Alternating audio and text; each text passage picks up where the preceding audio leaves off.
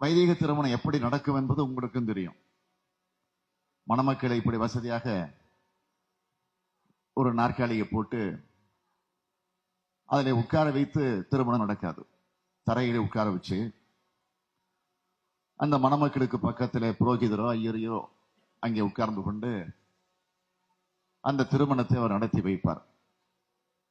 அதை எப்படி நடத்தி வைப்பார் என்று சொன்னால், அந்த மணமக்களுக்கு இடையில நெருப்பை மூட்டி அந்த நெருப்பிலிருந்து புகை மண்டலம் கிளம்பி அந்த புகை மணமக்களுடைய கண்களை தாக்கி அவர்கள் கொஞ்சம் கண்ணீர் சிந்தி, அவங்க கண்கள் மட்டுமா வந்திருக்கக்கூடிய உங்களுடைய கண்களை விட்டு வைக்காமல் நீங்களும் கொஞ்சம் கண்களை கசக்கி கொண்டு, ஆக ஒரு சோக சூழ்நிலையில் அதற்கு பிறகு அந்த புரோகிதர் சில மந்திரங்களை எல்லாம் எடுத்து சொல்லுவார்.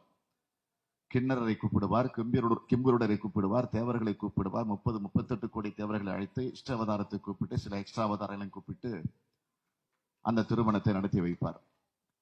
அவர் என்ன சொல்லுகிறார்? மணமக்களுக்கும் தெரியாது, வந்திருக்கக்கூடிய உங்களுக்கும் புரியாது. ஒருவேளை தனியாக அந்த புரோகிதரை கூப்பிட்டு கேட்டால் அவரும் சொல்லுவார், எனக்கும் தெரியாது. ஆனால் அதனுடைய உள் அர்த்தத்தை கொஞ்சம் நினைச்சு பார்த்தீங்கன்னா நம்முடைய உடம்பெல்லாம் நடுங்கும்.